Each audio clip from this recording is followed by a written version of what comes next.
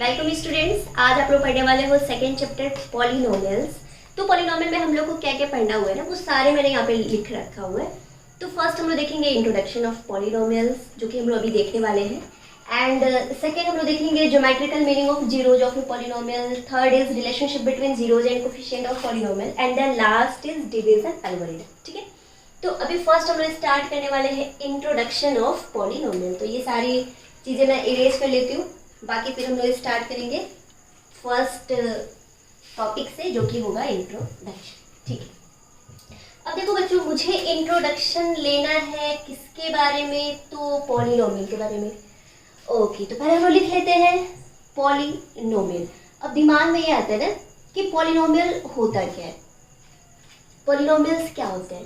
तो फिर जब हम सोचते हैं तो समझ में आता है कि जितने भी इक्वेशन है या फिर जितने भी एक्सप्रेशन है वो सारे ही पॉलिनोमियल्स होते हैं। फिर दिमाग में आता है कि ये इक्वेशन और एक्सप्रेशन क्या होते हैं, तो वो मैं आप लोगों को लास्ट में बताऊंगी कि इक्वेशन और एक्सप्रेशन क्या होते हैं। अभी फिलहाल ये समझो कि जितने भी इक्वेशंस आप लोग देखते हो, 2x + y = 0 या फिर 3x² + 2y + z = 0, कुछ भी आप लोग देखते हो, 2 भी है ना, 2 भी एक नंबर है, ये भी एक पॉलिनोमियल है।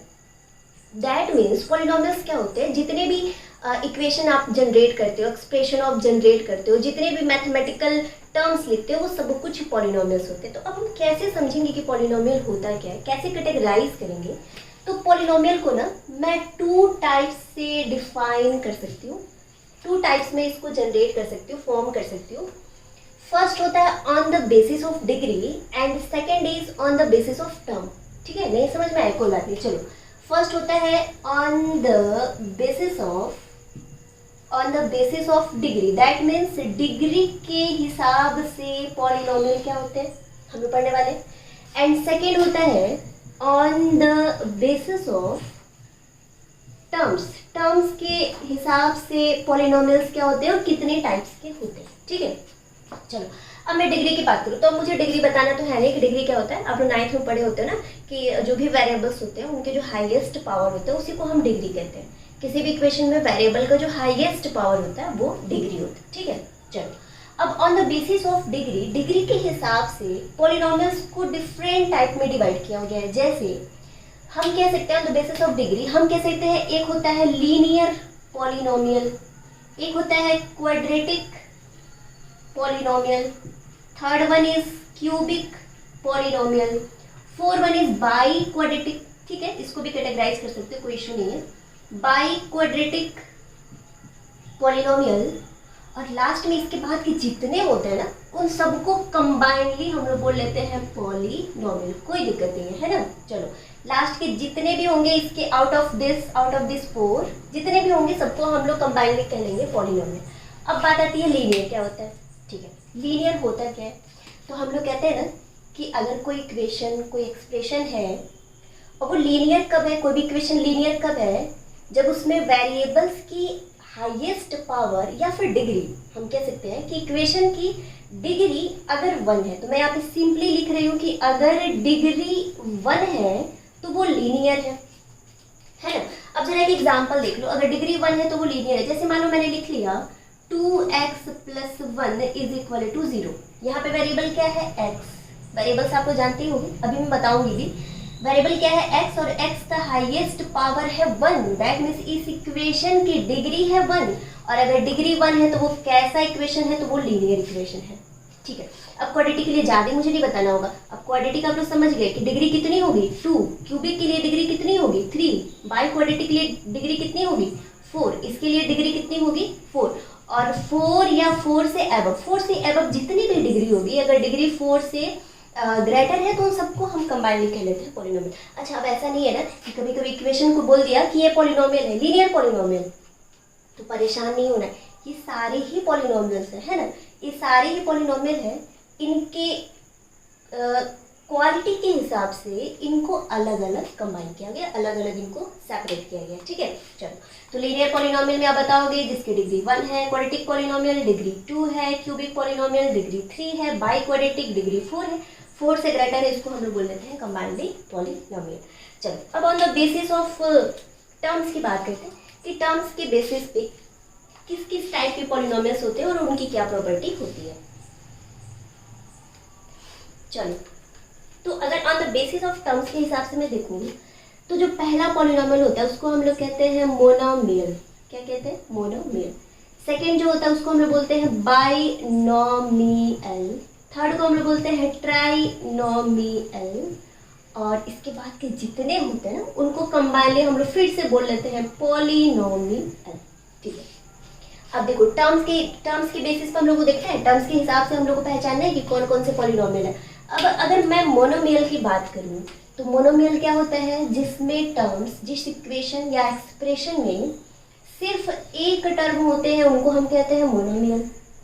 जिस एक्सप्रेशंस में कितने टर्म्स हो, अगर 2 टर्म्स हो तो उनको हम कहते हैं बाइनोमियल, और अगर 3 टर्म्स हो तो उनको हम कहते हैं ट्राइनोमियल, और अगर टर्म्स 4 या 4 से ग्रेटर हो तो उसको हम कंबाइनली कह देते हैं पॉलिनोमियल। ठीक है, चलो अब अगर मैं एक एग्जांपल दूँ ना मोनोमियल के, अगर मैं एग्जांपल दूँ, जैसे मान लो मैंने लिख लिया 2x, एक ही टर्म है 2x मोनोमियल। अगर मैंने 2x के साथ y ऐड कर दिया बाइनोमियल, 2 टर्म्स हो गए तो क्या हो गया? बाइनोमियल। अगर मैंने 2x के साथ y भी ऐड किया, इसके साथ z भी ऐड कर दिया तो ये क्या हो गया?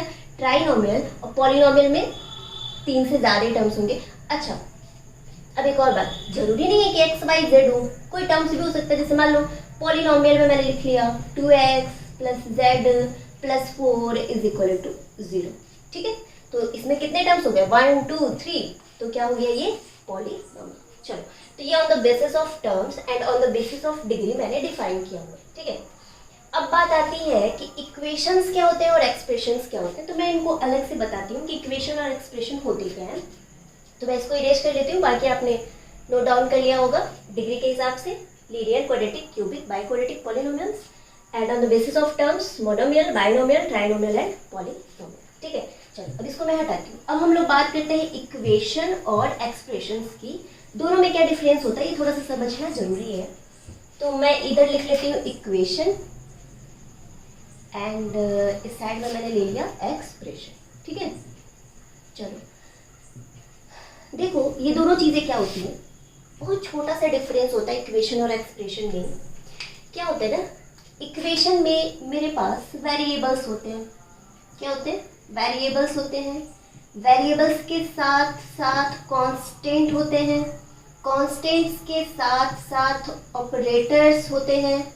ऑपरेटर्स इन क्लास 10th हम लोग को 4 ऑपरेटर्स मालूम है, plus, minus, divide and multiply. ठीक है, तो अगर ये 3 चीज़ें हैं, वेरिएबल है, कांस्टेंट है, ऑपरेटर है और इसके साथ इक्वेशन है, तो इसके साथ इक्वल का साइन भी होना चाहिए, इक्वल साइन। अगर ये 4 चीज़ें हैं तो वो इक्वेशन होगा इक्वेशन। ठीक है, चलो अब एक्सप्रेशन की बात करते हैं। तो एक्सप्रेशन में भी ये सारी चीज़ें होंगी, बट कुछ चीज़ें नहीं होंगी। क्या नहीं होंगी देख लेते हैं। इनके पास भी वेरिएबल होंगे, इनके पास भी कांस्टेंट होंगे, इनके पास भी ऑपरेटर्स होंगे। कितने ऑपरेटर्स बच्चों? 4 ना, plus, minus, divide and multiply. ठीक है, तो ये 4 ऑपरेटर्स होंगे, बट इक्वल साइन नहीं होगा। ये वाली साइन, इक्वल का साइन एक्सप्रेशन में नहीं होता है। एक्सप्रेशन में इक्वल साइन नहीं होते हैं। बाकी सारी प्रॉपर्टी होती है, वेरिएबल्स होते हैं, कांस्टेंट होते हैं, ऑपरेटर्स होते हैं। और इक्वेशंस के पास ये सारी प्रॉपर्टी होती है, इनके पास भी वेरिएबल होते हैं, कांस्टेंट होते हैं, ऑपरेटर होते हैं, बट लास्ट में एक इक्वल का साइन होता है। जैसे मैंने लिखा 2x + 3y + 5z = 7। तो देखो variable x y z, x y z are क्या है? वेरिएबल्स। वेरिएबल्स क्या होते हैं बच्चों?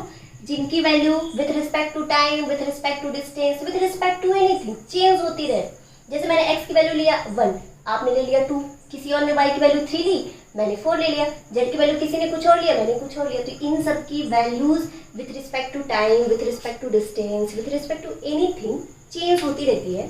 बट 2 की वैल्यू मेरे लिए भी 2 ही है, आपके लिए भी 2 ही है, 3 की भी वैल्यू सेम वही, 5 की भी वैल्यू सेम और 7 की भी वैल्यू। तो ये सारे क्या हैं? ये सारे कांस्टेंट हैं। तो वेरिएबल आ गया, कांस्टेंट आ गया, इसके साथ देखो प्लस लगा हुआ। अच्छा यहाँ माइनस कर लेते हैं, सब प्लस ही हो गया ना, एक माइनस कर लेते हैं। तो एक ऑपरेटर प्लस है और एक ऑपरेटर माइनस है और इसके साथ में इक्वल का साइन भी है। तो अगर ये सारी प्रॉपर्टी है तो हम इसको हम कह सकते हैं कि ये क्या है? ये एक इक्वेशन होगा। ठीक है।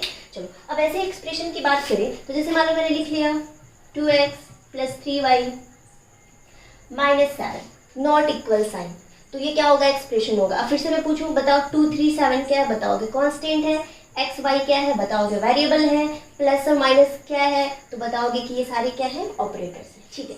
अब एक चीज़ मैं आप लोग को बता दूं, थोड़ा सा कुछ अलग होगा आप लोग के सिलेबस से। देखो मैंने देखा है बच्चे काफ़ी कंफ्यूज होते हैं। अगर मैं लिखूँ ना 2 × x, तो मैं पूछूँ कि बताओ कितने टर्म्स हैं, तो बच्चे बोलते हैं 2 टर्म्स है। कितने टर्म्स है, तो बच्चे बता देते हैं कि 2 टर्म्स है, क्योंकि 2 है और x है तो 2 टर्म्स। नहीं, कभी भी मल्टीप्लाई और डिवाइड ये कभी भी टर्म्स डिसाइड नहीं करते, इनसे टर्म्स डिसाइड नहीं होते हैं। टर्म्स डिसाइड होते हैं सिर्फ प्लस एंड माइनस से, इनसे टर्म्स डिसाइड होते हैं, है ना। तो कभी भी अगर मल्टीप्लाई हो और डिवाइड हो तो उनसे दो टर्म्स नहीं बनते हैं, सिर्फ एक टर्म्स बनते हैं। जैसे 2 × x किए तो वैल्यू क्या आती है 2x, और ये सिर्फ एक ही टर्म है, 2 टर्म्स नहीं है। कितने टर्म्स है, ये 1 टर्म्स है। वहीं पे अगर मैंने लिख दिया होता कि 2 + x, तो यहाँ पे अगर मैं पूछती कितने टर्म्स है तो यहाँ पे बताते कि ये 2 टर्म्स है, राइट। तो कभी भी मल्टीप्लाई और डिवाइड ये टर्म्स डिसाइड नहीं करते हैं, ये एक ही टर्म होते हैं, उनमें हम मल्टीप्लाई कर लेते हैं और डिवाइड कर लेते हैं। लेकिन जो प्लस और माइनस होते हैं वो टर्म्स को डिसाइड करते हैं। जैसे यहाँ पे 2 टर्म्स हुआ लेकिन मल्टीप्लाई किया तो 1 ही टर्म्स हुआ, अगर मैंने यहाँ पे डिवाइड कर दिया होता तो ये भी 1 ही टर्म्स होता। ठीक है, ये थोड़ा सा एक्स्ट्रा रहा आप लोग के लिए। बाकी मैंने इक्वेशंस भी बता दिया, एक्सप्रेशंस भी बता दिया, पॉलिनॉमियल्स के टाइप भी बता दिए। तो ये था इंट्रोडक्शन पोर्शन ऑफ पॉलिनॉमियल। अब हम लोग नेक्स्ट मिलते हैं और बढ़ते हैं सेकेंड टॉपिक।